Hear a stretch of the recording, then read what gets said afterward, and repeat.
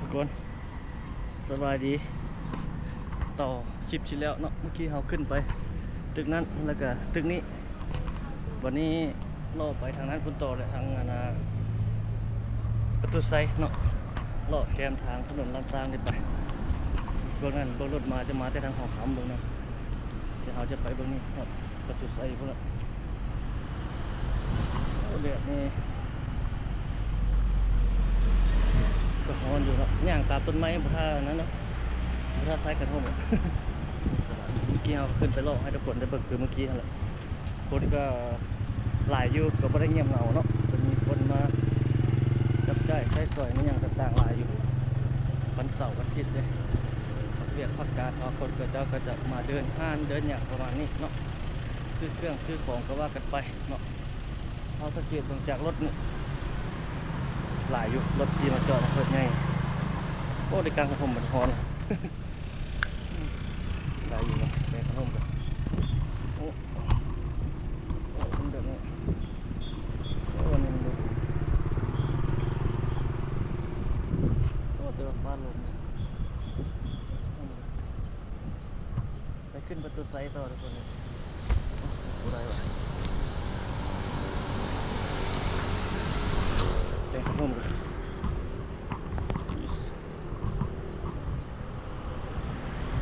โอเคครับผมฮอน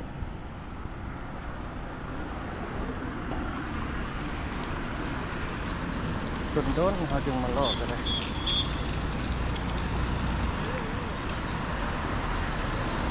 อยู่ชั้นสี่มีล้างรถของเจ้าเขียนนะมาจอดรถไว้แล้วก็ลงไปลอกลงมาก็ออกมาก็ได้รถนั่นพร้อมเลยล้างรถพร้อมเลย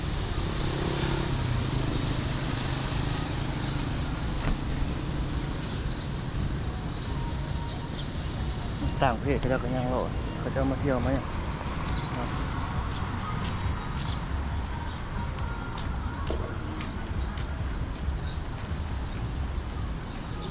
แดดนี่ก็ฮ้อนอยู่ได้ยังว่าบ่ฮ้อนได้ทุกคนนี้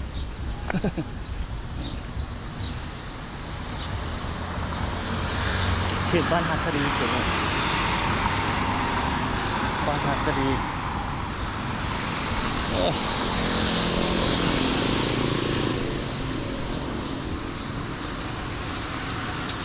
ตึก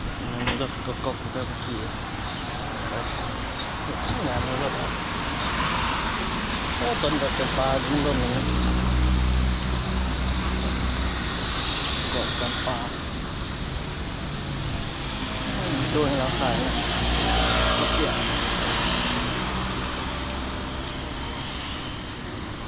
ใส่เฉลี่ยถ้วยเท่าไร25,000อ๋อจะโตกว่านี้เขาเปียกเส้นใหญ่บ่อ๋อตอบกันเขาเปียกเนาะเปียกตุ้มใส่ถ้วยหนึ่ง25,000 กีบ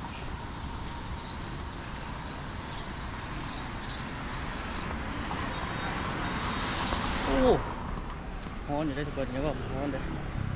มันปิดฟ้าบดฟ้าอย่างเดียวแต่ว่าสรุปก็คือฮ้อนนั่นแหละ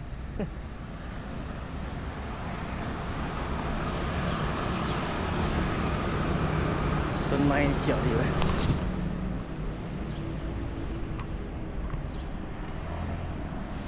เนี่ยขึ้นประตูไซมาต้นสวยแบบนี้ได้ขึ้นอยู่ประตูไซขึ้นเป็นภาพมุมสูง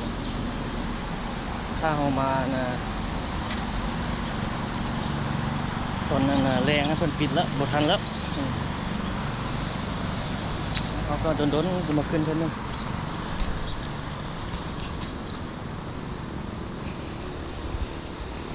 มื้อหน้าวางใหม่กันเอาพักเองเลยสิพาออกนอกเมืองมื้อนี้นี่พาเข้าในเมืองซะจะสวยอยู่ในเมืองแต่ว่ามันบ่ได้สับสนเวลากันเลยเมื่อวันนั้นคิดวันเสาร์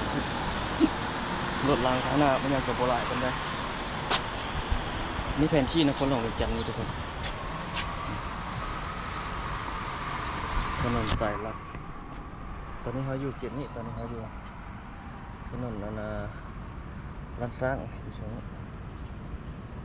แต่อันนี้เป็นเขตอนุรักษ์อันนั้นเป็น พื้นที่ประวัติศาสตร์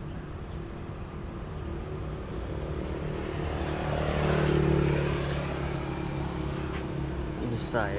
น้ำที่ถนนนี่ถนนเนาะถนนอาเซียนสนามบินดูพี่โอ้ถนนอาเซียนตัวนี้อันนี้เป็นสายน้ำเหรอสนามบินพี่สนามบินมาไตเราอยู่เขตนี้เขตปัจจุบันเลยเราอยู่ไปปัจจุบันท่าหลวงเราอยู่พี่ทิศเหนือทิศกลางทิศใต้ประมาณนี้งานเลาะตก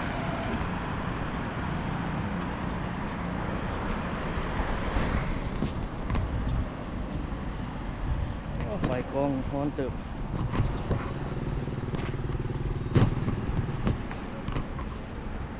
เป็ดตัวทะเบียนได้หมดไว้ก่อนที่สองเขาต้องเห็นสักคนเพื่อนเขามีผ่าเบอร์แบงใส่เสาร์อาทิตย์นี่คนรถมันยังหลายถ้าเป็นจันทร์ฮอดดูเป็นรถแห้งหลายกว่านี้โอ้นี่ก็ติดปิดเนาะรถไหลอยู่ด้วย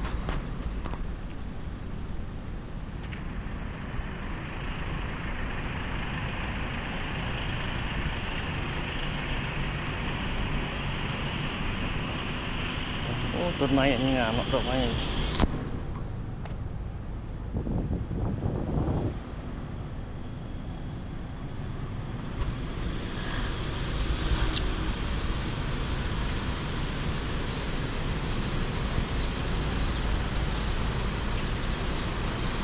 ถนนลานสร้าง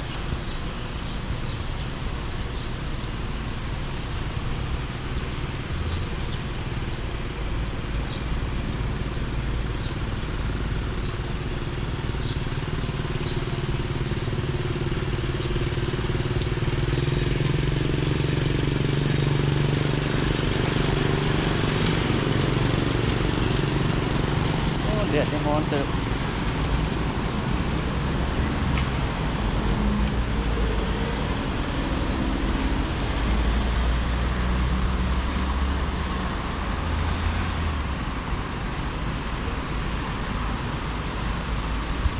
มีถนนตกปลานะ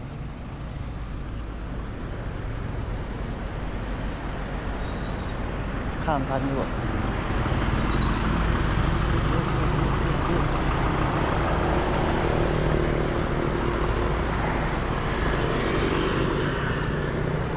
เข้าไปทั้งถนนนั้นถนนนั้นขุดบุล้มเบิ้งรถออกมาเบิ้งนั่นข้างหน้ามันจะมาจากทางหอคำนี่ประตูไซเบิ้งเขากำลังไป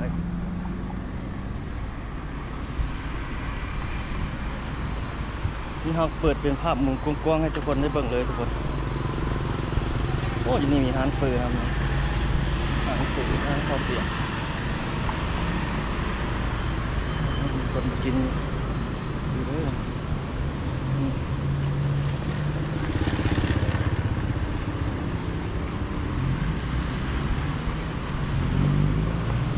ขายยาจีนก็มีทุกร้านเรา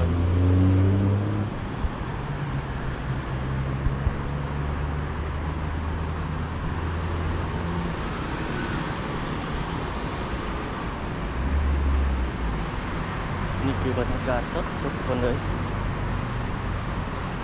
พาทุกท่านหล่อ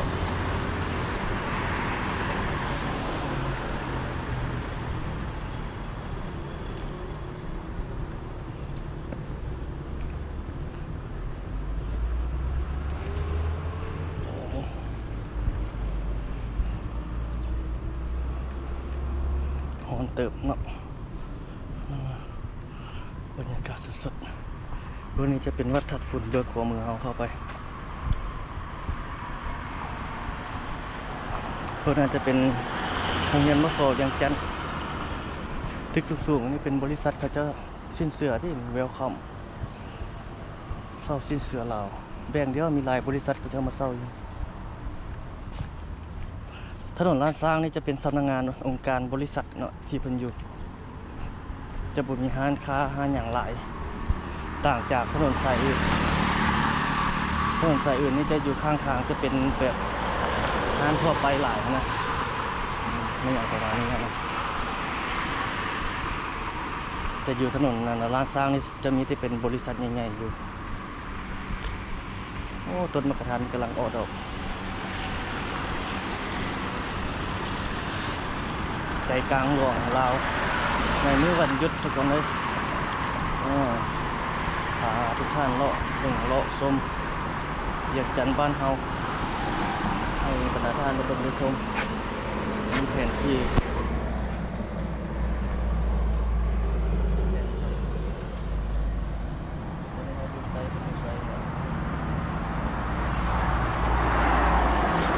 รถมี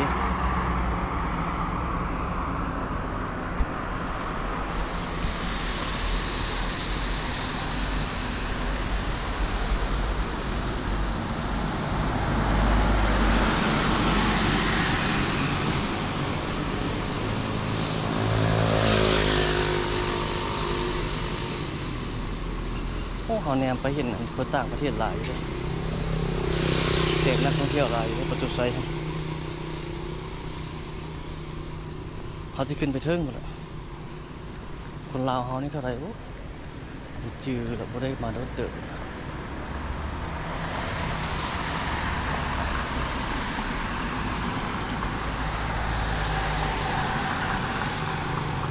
รถจักรเขาจอดอยู่พุ่นเวียงจันทน์เซ็นเตอร์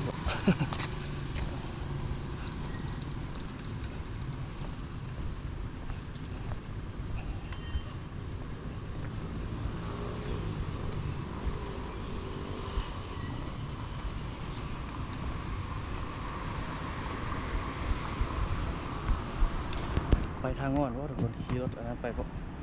ง่ายงามนี้มีรถเมล์ BRT ไปซื้อปีอยู่ข้างแล้วก็ขึ้นไปได้เลยอาทิตย์หน้าก็ขึ้นไปใหม่ขี่ BRT ไปขึ้นทางงอน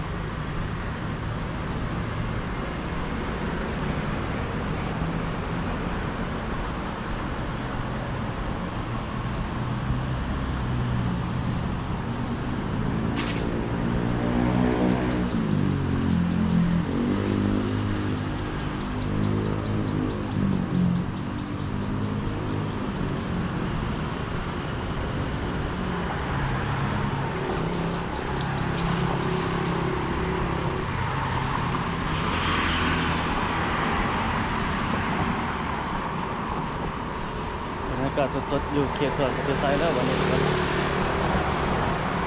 โอ้ย่างมันนี่ถือว่าสมควรเลย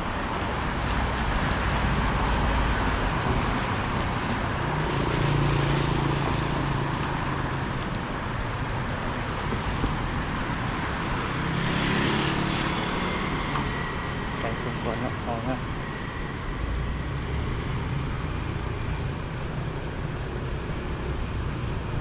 ตัวนี้ไปนี่จะมาถ่ายดอกคูณงามนี่มีแต่ใบกันแล้วงามนี่เดือน5มาแล้วจังฤดูกาลดอกคูณออก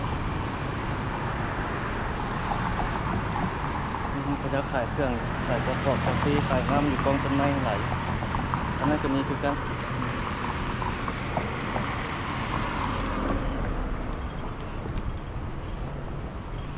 เขตสวนประตูไซด้วยทุกคนโอ้ทางนั้นเขาจะขายกาแฟซื้อแล้วก็นั่งกินพันเลยในถนนสายนี้ทุกคนเป็นดอกคูณแต่ตอนนี้บ่มีแล้วเป็นมีแต่ใบมันแล้วเจ้าขายมันยังจิตไว้อยู่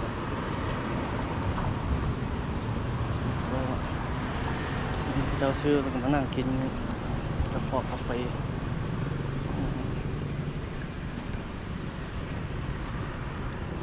สาวซื้อกาแฟลุงตุ้ยนี่ได้เนี้ยจะขายที่นั่นต่อไปตรีม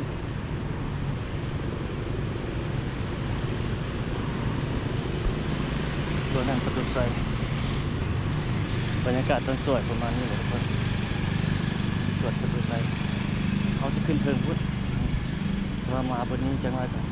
นั่งเสาพักแป๊บหนึงก่อน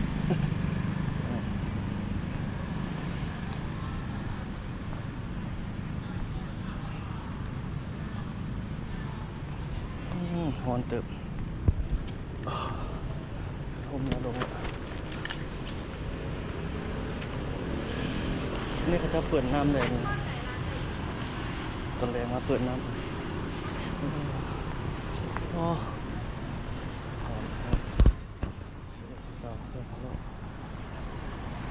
10 ปีก็จะขึ้นเทินหมดเลยเจ้าขายน้ำอยู่นี่ไปนั่งกินน้ำก่อนเนาะครับ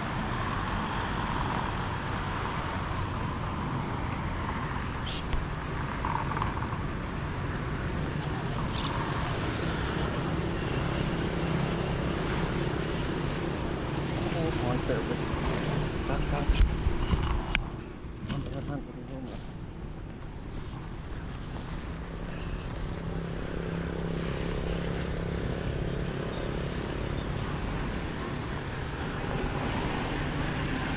จะน้อยจะขึ้นไปถึงแต่ตอนนี้ยังฮ้อนอยู่ทุกคนเลยฮ้อนอีโอหรอ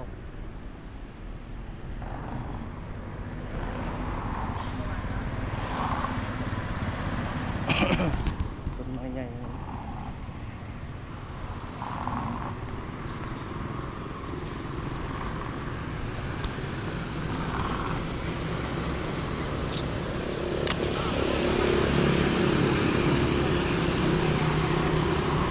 มีนักท่องเที่ยวนั่งหลายอยู่ได้เป็นกลุ่มเนาะ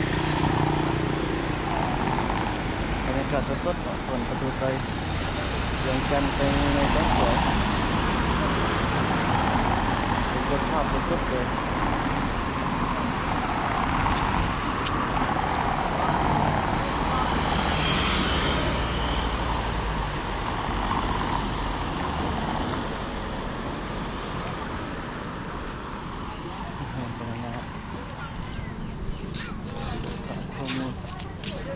trong tôi là có สอบลูกซิ่ง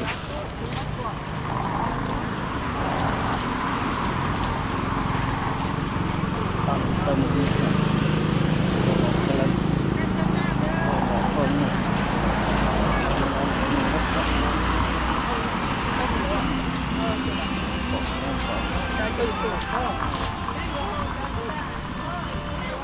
หอบกระหูลูกคือขาดที่เลยหนักเลยข้ามเข้าไปใน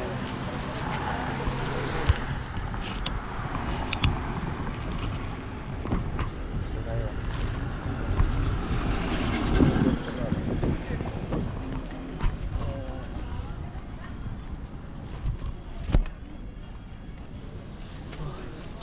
โอ้ฮอน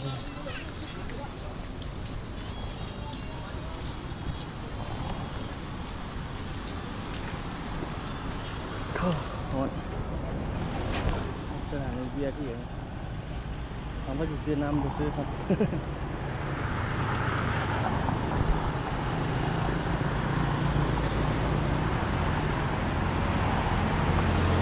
เขียวดีต้นไม้ใบหญ้างามนี่ทุกคนนี่เป็นเขียวชุ่มเลยเขียวนี้มีตึกมีอาคารสูงเป็นหลายเนาะผู้สาวมาเจอมาลินถ่ายรูปถ่ายอย่างนักท่องเที่ยวก็หลายคนลาวก็หลาย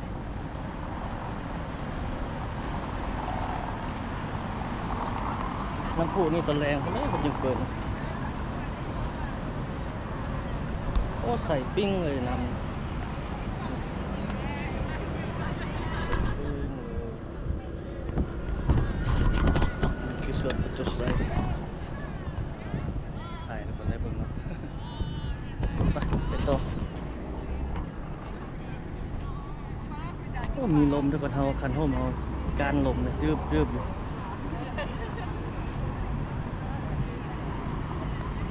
ขึ้นไปเทิงอยู่来在这里来着，对吧？啊，雨伞放在这。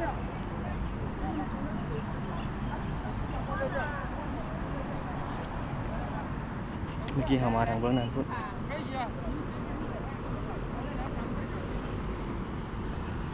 ฮอน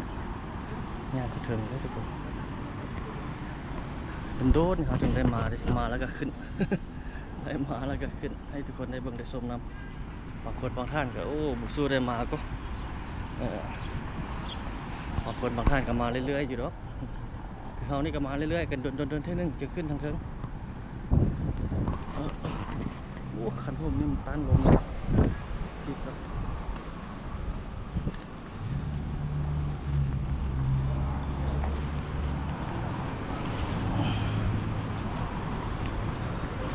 ไปขันห่มยังก่อน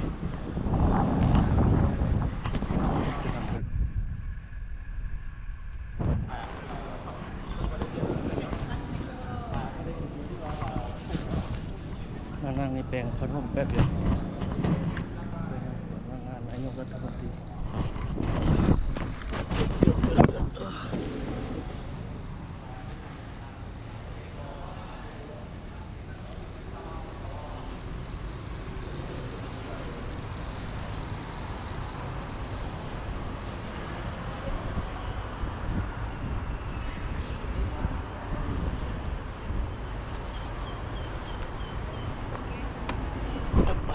ขึ้นเถินต่อ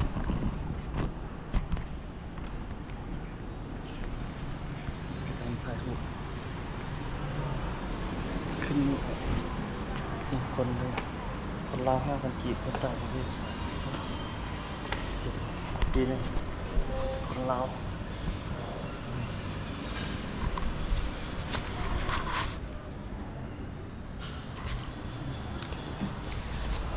ไปเชิญก่อน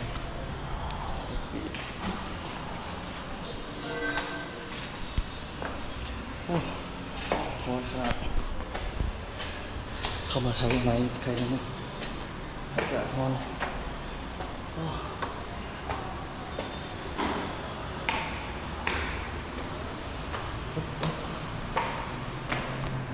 ขึ้นมานี่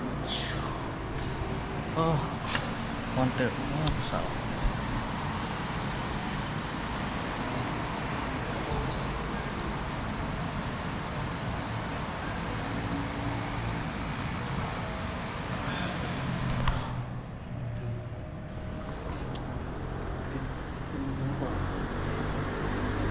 ลายเดือดสั้นนะขึ้นลงขึ้นบ้างนี่แล้วลงนั่นแต่ละสั้นจะมุมแต่ละรอบนี่มันจะมีกล้องวงจรรถอะไรเฮ็ดผิดเพื่อห้ามขีดเขียนใส่น้ำฟอกน้ำฝานี่บ่ได้นี่ข้อห้าม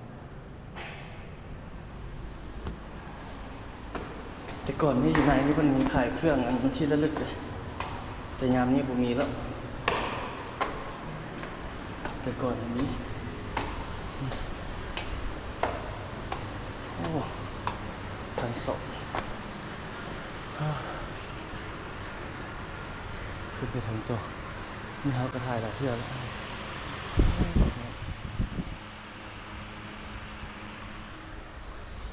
ขึ้นไปชั้น3ตัว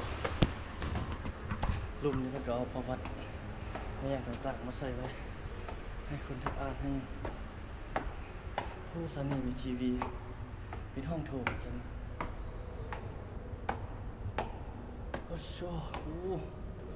ชั้น3ขึ้นมานี่เพิ่นจะเอาแต่ศิลปะมันยังแต่ละไปนั่นมาไว้นี่แต่ละภาคเนี่ยแต่ละภาคเนี่ยฮอดไตมันแล้วเมื่อยสมควรที่จะขึ้นพอพี่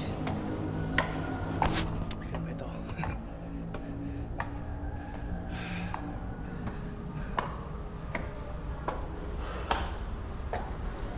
โอ้เสียสาวเบาๆโอ้เมื่อยขา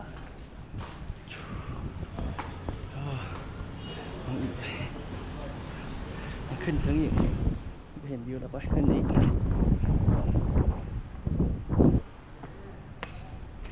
มานี่ก็มีโถมนี่อยู่ก็มีวิวอยู่ ขึ้นไปเรื่อยๆเลย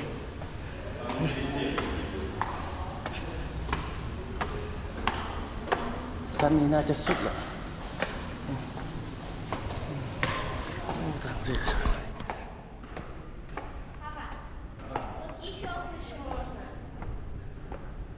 โอ้ถึงขึ้นไปได้ยังมีบันไดขึ้นธรรมดาขึ้นนี่ได้อีกเลยไม่มีห้ามผ่านขึ้นไปถึงบันไดอีกทางมันปิดไม่ขึ้นมาแล้วนี่ถนนลาดซักเวียงจันทร์202 6เนาะเห็นตัวเมืองเวียงจันทร์เลยทุกคนเอาโทรศัพท์ถ่ายบ่มันจึงจีนั้นเป็นกว้างดีเนาะอันนี้ถ่ายมันก็จะเป็นแบบเห็นบุคักปันใดกล้องโทรศัพท์เขาสามารถซูมได้อยากโทรศัพท์ซูมนี่โทรศัพท์ใส่แล้วมันจะเห็นเป็นแบบนี้เลยตึกขึ้นสูงแถวนี้มันโรงแรมเวกเจนเซ็นเตอร์ศูนย์การค้าภาคสันอยู่ทางนั้นอันนี้เขตตรงเมืองใจกลางเมืองเขตนี้เขตอันน่าเมืองจันทบุรีเขตนั้นนี่เป็นถนนลาดซางเนาะสุดใจนั้นมันจะเป็นหอคำเนาะทำเนียบประธานประเทศในปัจจุบันแต่ก่อนเขาเจ้าเอื้นเป็นวังมาเป็นอย่างบนในใจคือกันแต่ก่อนนะนี่ครับขึ้นมาประมาณนี้แล้วทุกคนติดเทิงเลยแบบนี้ย่างรอบทางนี้ไปเป็นเขตจันเจียงทางนั้นแต่คนจะกี่สู้ยังไงทางนั้นหลายแต่ก็ขาดขึ้นในสังเกตบางเขตบางอย่าง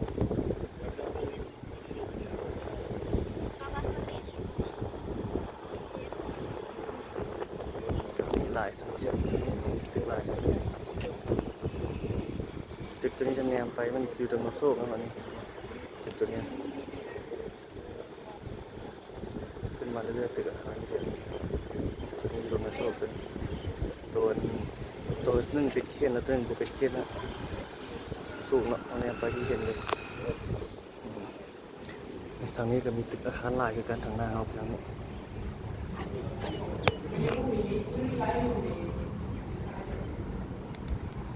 ขึ้นมาถึงนี่ประมาณนี้เลยทุกคนเลยเลยตัวนี้เบื้องถนนนั้นใกล้ส่วนผมวิหารเบื้องนี้ตัวนี้ถนนใกล้ส่วนผมวิหารทางนี้แถวนี้มีตึกขึ้นประมาณ 2-3 เนาะ 2-3 ตึกขึ้นนี่1-2-3เบื้องนี้ท่าหลวงจะอยู่ทางนี้ครับเรือหลวงท่าหลวงจะอยู่ทางนี้จะหาอยู่ไหนที่จะไม่เห็นหรอกโอ้ร้อนทุกคนเจ้านี่มีห้านผ้าห้านอย่างเนาะกับไฟบูชา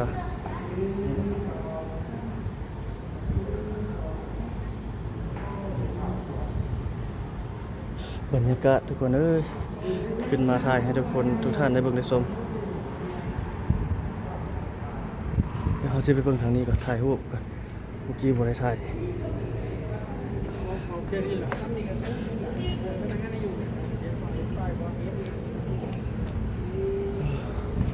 บรรยากาศทุกคนเลยมาเบิ่งมาชมจันทร์บ้านเฮามาเบิ่งทางนี้บัดนี้ต้นๆได้จึงขึ้นมาเพราะเฮาสิขึ้นมาเรื่อยๆทางลมมันส่วนอาเซียน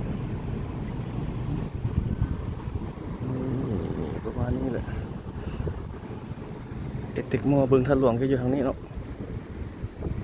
ไปทางนี้ตึกหม้อบึงท่าหลวงทางนี้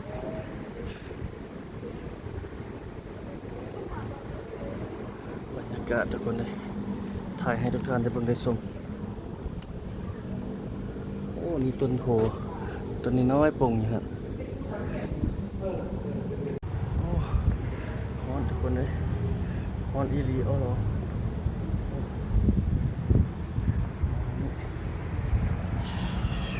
โอ้ถึงเทิงมันขึ้นบ่ได้แต่ก่อนขึ้นทางเทิงพุ่นได้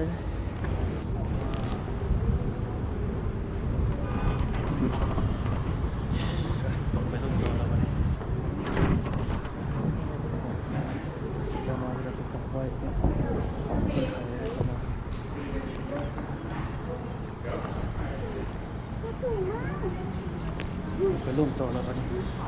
โอ้ ไปเรื่อยแล้ว ฮอนทุกคน เฮ้ยอันนั้นคืออะไรอ่ะ ขึ้นก็ถ่ายลงก็ถ่าย ให้ได้เห็นเลยเนาะทางเขียนสายฟ้าอันนี้มันจะติดไว้ตลอดเลย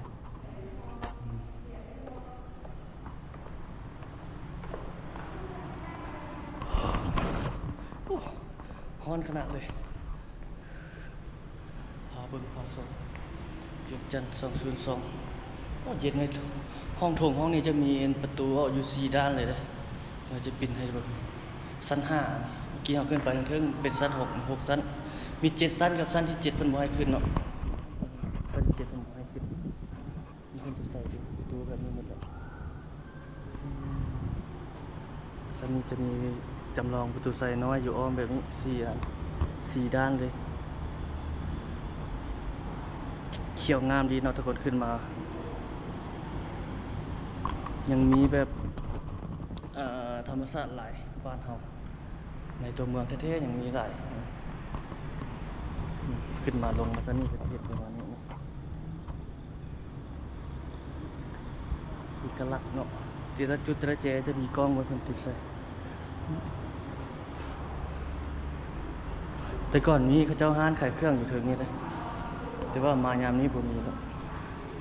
แต่ก่อนท่านมีประตูไซเวียงจันทร์ในต้นสวยเนาะโอ้ฮอนทุกคนเลยไปทางนี้ไปพุ่นแหละถนนแค่สอนปักงานไปหลักจิตดอนนูนไปทางนั้นพุ่นแหละไปทางออกทางงอนไปทางนั้นพุ่นแหละนี่ก็คือมาถ่ายให้ทุกท่านได้เบิ่งเนาะโดนๆเราก็จึงมาบ่มันมาเรื่อยๆเลยทุกคนเลย โดนๆแล้วก็มาเก็บบรรยากาศให้ทุกคนได้เบิ่งเป็นแบบประมาณนี้อัปเดตเรื่อยๆมาเที่ยวแล้วก็ท่านผู้ชมก็ได้เห็นนำเฮา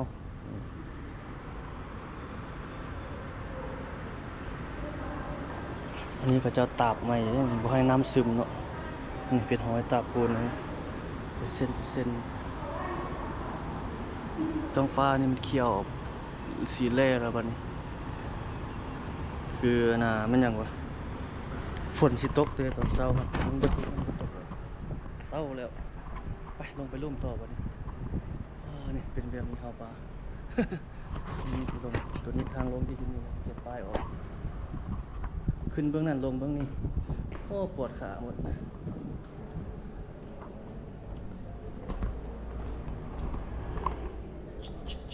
เจอห้องโถงตัวนี้อีกวันนี่ต่างเรียกมาแล้วก็มาถ่ายรูปถ่ายอย่างตามประวัตินะใส่ภาษาอังกฤษใส่ภาษาลาวให้แขกได้เห็นได้อ่านนะ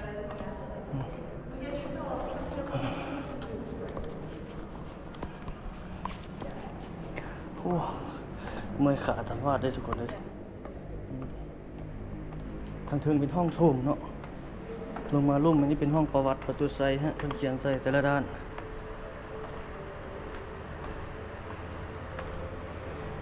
ลาวได้รับครองสันติภาพโลกในปี 2028นี่เพิ่นก็เขียนใส่นี่ครองสันติภาพโลกจะอยู่ทางเบื้องถนนแปรสอนพรหมวิหาร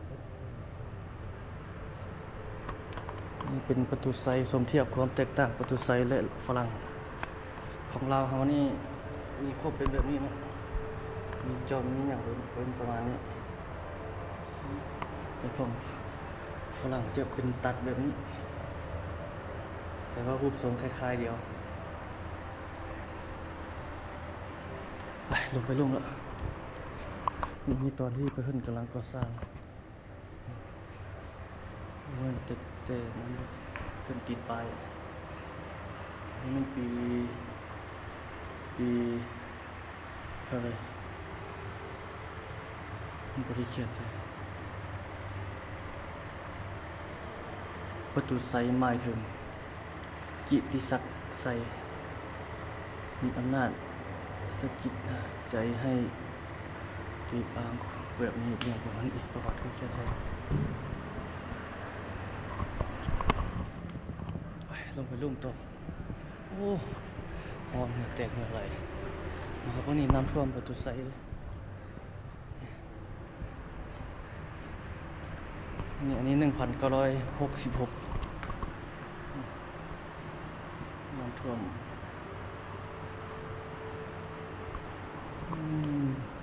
น้ำท่วมมีเวียงจันทร์1966หลายจุดเด้เนาะท่วมนี่เนาะอันนี้เขตปัจจุไสนี่ท่วมหลายเลยเป็นแบบนี้ภาพจากอดีตน้ำท่วมเวียงจันทร์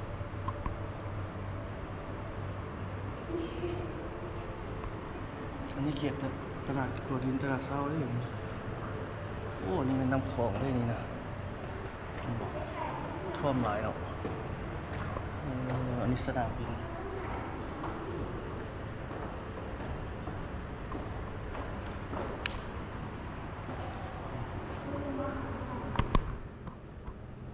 อดีต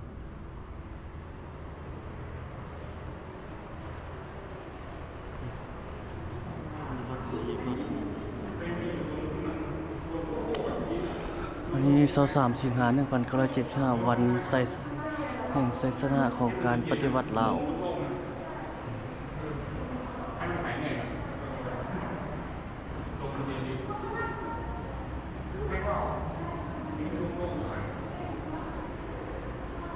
ไปลงไปแล้ว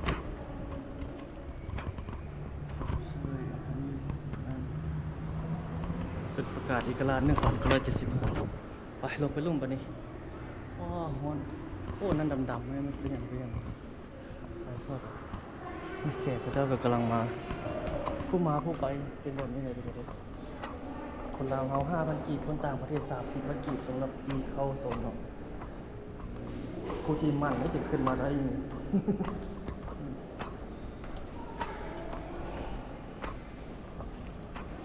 โอ้โหกบกวน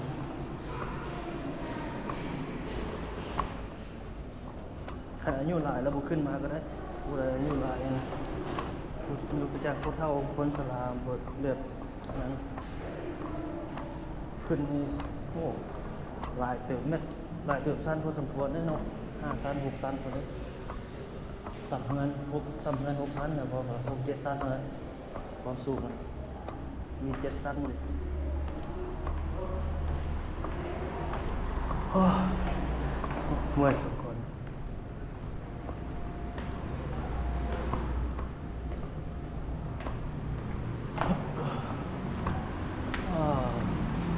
ลมเขาลุ่มแล้ว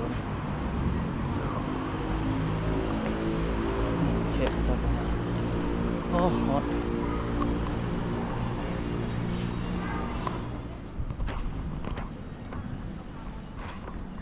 ถนนลาดพร้าวโอ้ผมมานั่งตรงนี้เลยวะคนนั่งก่อนออกไปทางนี้ซะ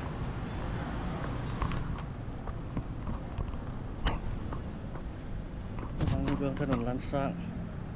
ขึ้นลงมาลุ่มไปในประมาณนี้แหละเมื่อกี้เอาขึ้นไปเทิงเมื่อกี้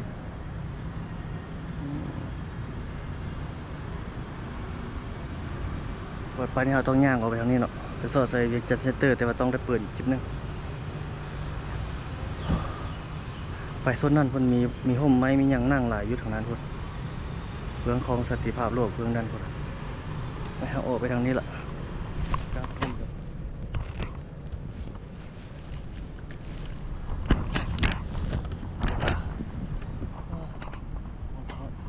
โอ้อยู่ไหมอยู่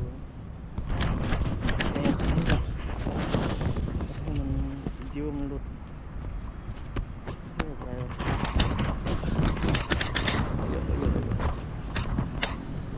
ได้บ่โอเคได้แล้วไป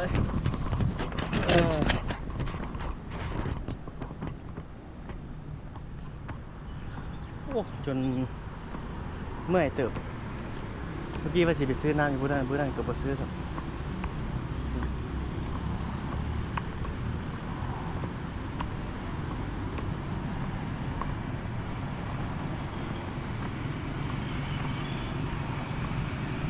โอ้แดดสิเดดวันเนาะทุกคนเนาะพอดีเอากระท่อมมาเขาว่าสิเอามาบัดนึงแล้วสิแดดเปรี้ยงเลยโคตรบ่หลายก็ได้สัญจรนี่ก็ได้เพราะว่ามันวันนะวันเสาร์วันอาทิตย์เลย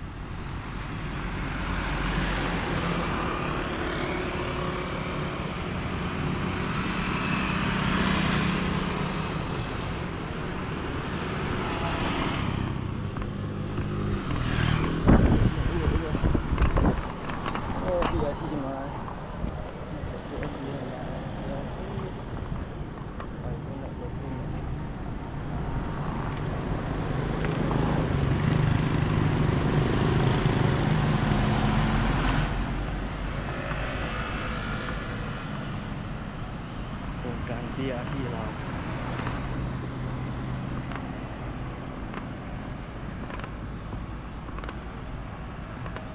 นี่คือบรรยากาศสดๆเลยนะทุกคนนะเก็บให้ทุกท่านได้เป็นในส่วน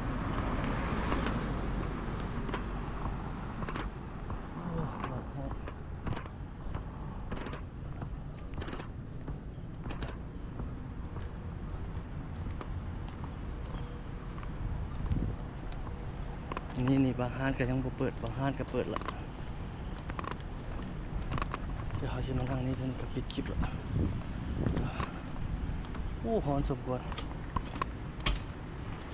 จะขายน้ำขายห้องน้ำทางนั้นนะโอ้ตังเลยตัวไหนห่มตัวนี้แหละห่ม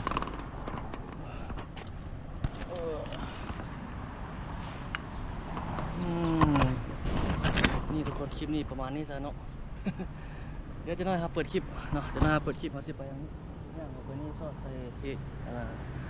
เขตส่วนการค้าเวียงจันทน์เซ็นเตอร์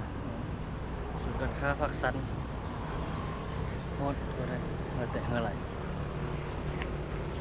แต่เอาไปนี่ย่างออกไปนี่ลูกซอดเดี๋ยวไปถนน